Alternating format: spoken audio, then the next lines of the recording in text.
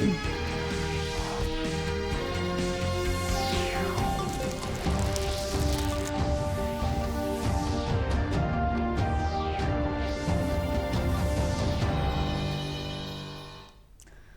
अरुणाचल समाचार में आपका स्वागत है। मैं हूं मुरी शोभा। आए बुलेटिन में सबसे पहले देखते हैं मुख्य समाचार। देश भर में पिछले 24 घंटों में कोरोना संक्रमण के रिकॉर्ड 4,01,993 नए मामले।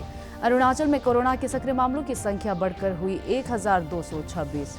मुख्यमंत्री पेमा खांडू ने आज से ईटानगर में शुरू हो रही रात्रि कर्फ्यू के नियमों के पालन की अपील। सीमा सड़क संगठन आज मना रहा है अपना 61वां स्थापना दिवस। स्वास्थ्य मंत्री आलो लिबांग ने बीआरओ के प्रोजेक्ट अरुणांग द्वारा स्थापना दिवस और आजादी का अमृत महोत्सव के तहत नाहरलगुन से कोविड और सड़क सुरक्षा जागरूकता रैली का किया शुभारंभ।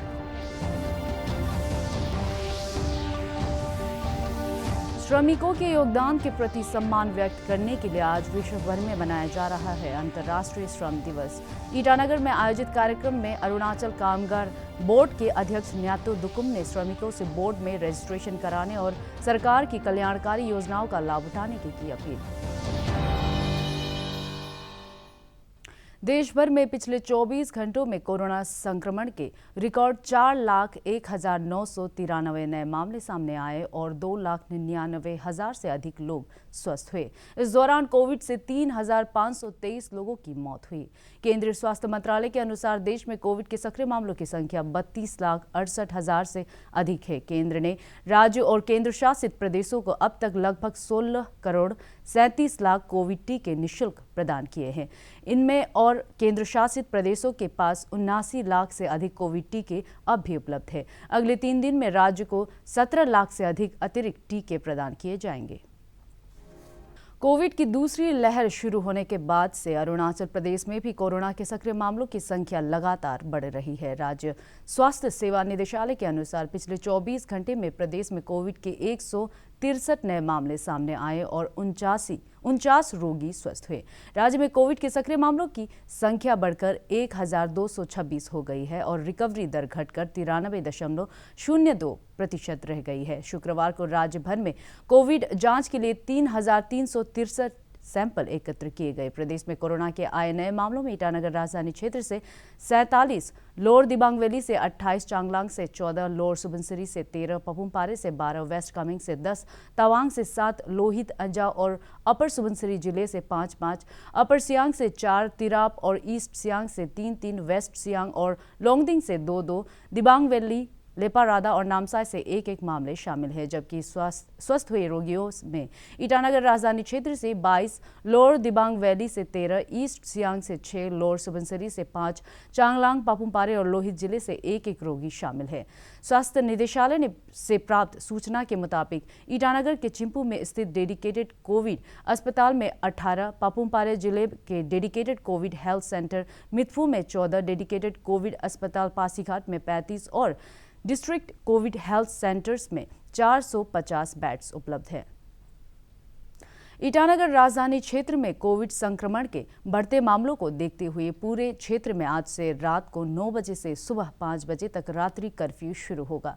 जिला मजिस्ट्रेट तालोपोतम द्वारा जारी आदेश के अनुसार नाइट कर्फ्यू के दौरान केवल आपातकालीन और आवश्यक सेवाओं को ही छूट दी जाएगी। मुख्यमंत्री पेमा खांडू ने अपने एक ट्वीट में ईटानगर राजधानी क्षेत्र के प्रत्येक व्यक्ति से कोरोना की दूसरी लहर से प्रभावी तरीके से निपटने के लिए लोगों से नाइट कर्फ्यू के नियमों का पालन करने की अपील की। इधर राजधानी क्षेत्र के जिला उपायुक्त तालोपोतम ने कोविड महामारी के दौरान कुछ व्यापारियों द्वारा आवश्यक वस्तुओं की कालाबाजारी की रिपोर्ट पर कड़ी प्रतिक्रिया व्यक्त करते हुए ऐसे मामलों में लिप्त पाए जाने वाले व्यापारियों के खिलाफ सख्त कार्रवाई की चेतावनी दी है।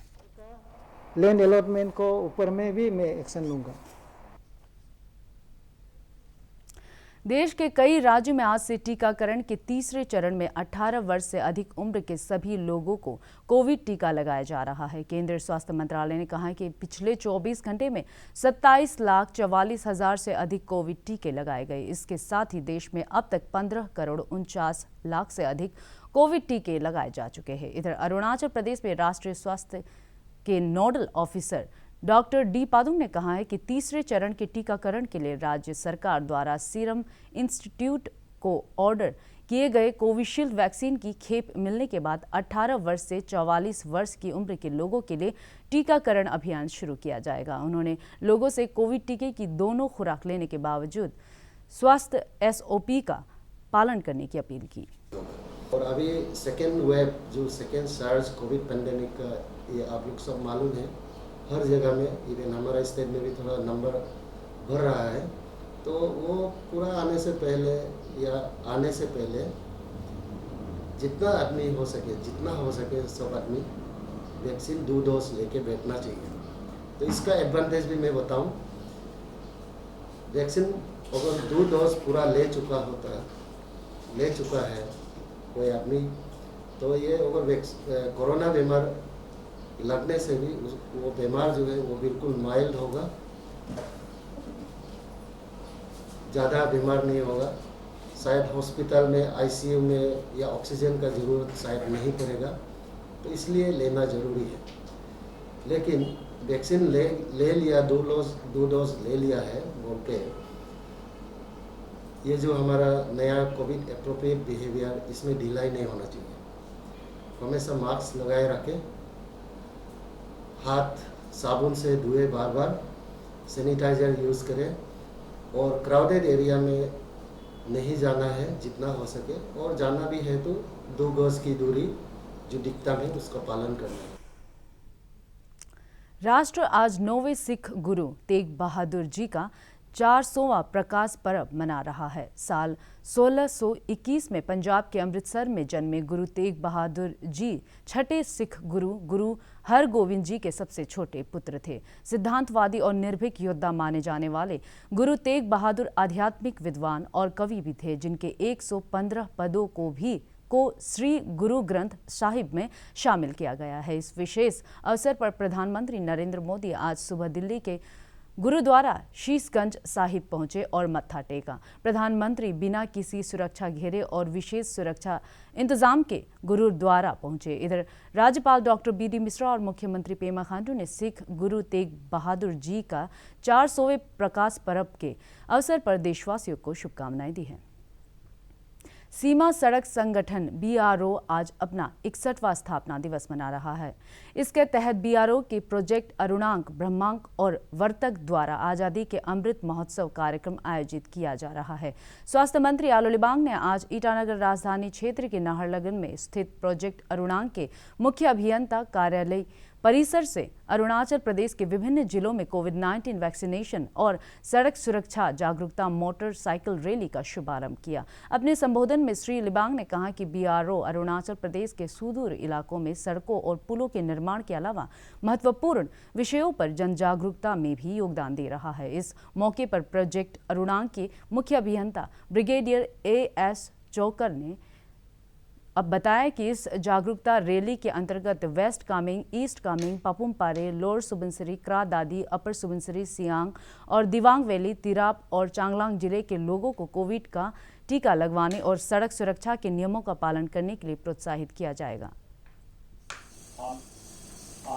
BRO का तरफ से सारा स्टेट में, अरुणाचल प्रदेश में इतना कोविड-19 पैंडेमिक का जो चलते, सेकेंड लास्ट चलते, अपना आपको रिस्क लेके हमारा बहादुर ऑफिसर, हमारा बहादुर जवान BRO का, जो मेरा अरुणाचल प्रदेश का सारा स्टेट में, सारा डिस्ट्रिक्ट में अपना लाइफ रिस्क लेके मेरा यहाँ का पॉपुलेशन को अवेयरनेस देने के लिए फूड सेफ्टी और कोविड-19 का कैसे पालन पोषण करना है, प्रोटोकॉल्स को कैसा मेंटेन करना है, कोविड बिहेवियर जो उसको कैसा करना है, उसको जागरूकता पब्लिक को देने के लिए आपने आज यहाँ से ये रैली करने शुरू करना है। तो इसके लिए I am very much proud of market to black of ये सिचुएशन स्थिति का। हमारे DGPR साहब ने ये फैसला किया कि आज़ादी के 75वें वर्षगांठ के दौरान हम 15 मेडिकल कैंप अरुणाचल प्रदेश में करेंगे और एक बाइक रैली भी ऑर्गेनाइज करेंगे, जिससे हमारे बहादुर जवान और हमारे बहादुर ऑफिसर्स 5000 किलोमीटर का फैसला कंप्लीट करके अरुणाचल के कम से कम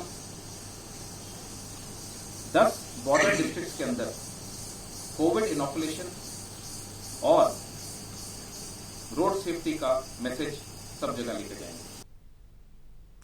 आज अंतर्राष्ट्रीय श्रम दिवस है। श्रमिकों के योगदान के प्रति सम्मान व्यक्त करने के लिए यह दिवस विश्व भर में मनाया जाता है। इसे मई दिवस भी कहते हैं। यह दिन आर्थिक और सामाजिक अधिकार प्राप्त करने में श्रमिकों के बलिदान के प्रति श्रद्धांजलि अर्पित करने के लिए मनाया जाता है। इस अवसर पर राज्यपाल डॉक्टर बी डी मिश्रा और मुख्यमंत्री पेमा खांडू ने राज्य के श्रमिकों को शुभकामनाएं देते हुए उनके कल्याण के प्रति वचनबद्धता व्यक्त किया है। ईटानगर के सोलुंग ग्राउंड में आयोजित अंतर्राष्ट्रीय श्रम दिवस कार्यक्रम में अरुणाचल प्रदेश भवन और अन्य निर्माण कार्य कल्याण कामगार बोर्ड के अध्यक्ष न्यातो दुकुम ने राज्य के विकास में कामगारों के योगदान को याद किया। उन्होंने श्रमिकों से बोर्ड में रजिस्ट्रेशन कराने और सरकार की कल्याणकारी योजनाओं का लाभ उठाने की अपील की। जो मजदूर संघ है, मजदूर यूनियन है, वो गैर सरकारी। आप लोग ये जो संघ है, ये जो यूनियंस है, ये आप ही लोग बनाते हो। आप सारे मजदूर बैठ कर आप लोगों के बीच विचार विमर्श करके आप लोग अबलू को बनाया। आप ही लोगों ने उसी तरह से आपने अपू बनाया। ये जो बोर्ड है, ये कभी पैसा कलेक्शन नहीं करता, बल्कि पैसा देता है आप लोगों को। ये कलेक्शन करते नहीं है। ये बात तो समझ लीजिएगा मजदूर बंधु लोग। अरुणाचल ओलंपिक संघ के कार्यकारिणी की आज ईटानगर में बैठक हुई। शिक्षा मंत्री और अरुणाचल ओलंपिक संघ के अध्यक्ष ताबा तेदिर की अध्यक्षता में इस बैठक के दौरान वर्ष 2021 से 2025 तक की अवधि के लिए चार्टर ऑफ अकाउंट की नियुक्ति और राज्य के विभिन्न विभागों में स्पोर्ट्स कोटा के अंतर्गत प्रतिभाशाली खिलाड़ियों की भर्ती पर चर्चा की गई। बैठक के बाद संवाददाताओं से बातचीत में श्री तेदिर ने कहा कि अरुणाचल ओलंपिक संघ खेल क्षेत्र में भ्रष्टाचार को बर्दाश्त नहीं करेगा और युवाओं में नशे की बढ़ती लत के खिलाफ अभियान के अलावा उन्हें खेल क्षेत्र में प्रोत्साहित किया जाएगा। क्या क्या करने जा रहे हैं। और दूसरी बात है कि उसमें हम जो स्पोर्ट्स कोटा में बहुत सा लोग एलिगेशन देता है कि करप्शन है, इसलिए हमने कहा कि अरुणाचल ओलंपिक एसोसिएशंस और जो एग्जीक्यूटिव कमेटी ने रेजोल्यूशन लिया कि 0 tolerance in corruptions, no corruptions. जो एलिजिबल स्पोर्ट्समैन है उसी को स्पोर्ट्स कोटा में मिलना है। जो हमारे आने वाले समय में अरुणाचल के लिए यहाँ हमारे बहुत स्कोप है, स्पेशली यंग लोगों के लिए। एक स्पोर्ट्स आज एक इंडस्ट्री बन गया है जहाँ हमारे युवा को आगे आना है, यंग लोग को आगे आना है।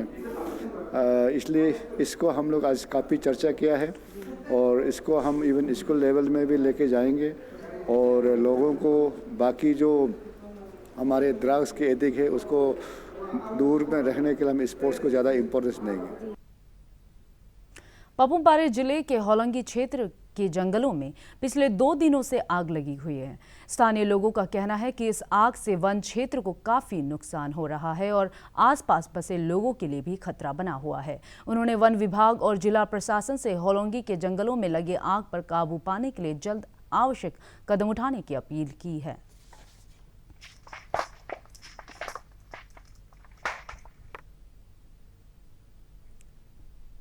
भारतीय जनता युवा मोर्चा की ईटानगर इकाई ने आज कोविड जागरूकता अभियान के तहत मास्क का वितरण किया। ईटानगर में आयोजित इस कार्यक्रम के दौरान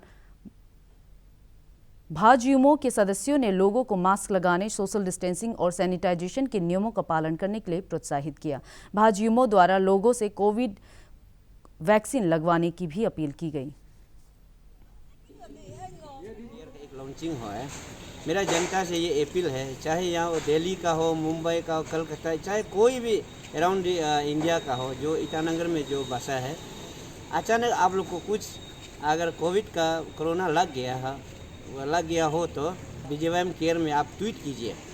ट्वीट करने से आपका जैसे ब्लड डोनेशन का ज़रूरी हो, चाहे एम्बुलेंस का ज़रूरी हो या मेडिकल सहायता का ज़रूरी हो, BJYM युवा मोर्चा जो 24 आवर्स रेडी मतलब जितना सके उतना मदद करने के लिए रेडी है। तो इसलिए हम लोग रेडी है, युवा मोर्चा जो 24/7 हम लोग रेडी है। दिबांग वैली जिले के राजकीय उच्चतर माध्यमिक विद्यालय अनिनी में प्लास्टिक कचरे के निपटारे के लिए एक इकाई स्थापित की गई। PCL इंफ्रा लिमिटेड के सहयोग से स्थापित इस इकाई के लिए स्थानीय विधायक मोपी मिहू ने एक्सकेवेटर उपलब्ध कराया है। इस इकाई में प्लास्टिक कचरे से तैयार उत्पाद को NHIDCL और BRO को सड़क निर्माण के लिए उपलब्ध कराया जाएगा। इससे एक तरफ जहां स्वच्छ भारत अभियान को बल मिलेगा और स्थानीय स्तर पर राजस्व भी प्राप्त होगा। अरुणाचल समाचार के आज के अंक में इतना ही। जाने से पहले आप सभी से अनुरोध है कि कोविड-19 के दिशा निर्देशों का पालन करें, हमेशा मास्क लगाएं, बार बार हाथ धोएं और सोशल डिस्टेंसिंग के नियमों को मानें। कोरोना महामारी से बचाव के लिए आपका वैक्सीन लगवाना भी ज़रूरी है। अगर आप वैक्सीन लगवाने के पात्र हैं तो ज़रूर लगवाएं। हम कल फिर हाजिर होंगे अरुणाचल और देश दुनिया की खबरों के साथ। चलते चलते आपको बता दें, आप अरुणाचल समाचार हमारे YouTube channel DD news Arunachal पर भी देख सकते हैं। देखते रहिए अरुण प्रभा। नमस्कार।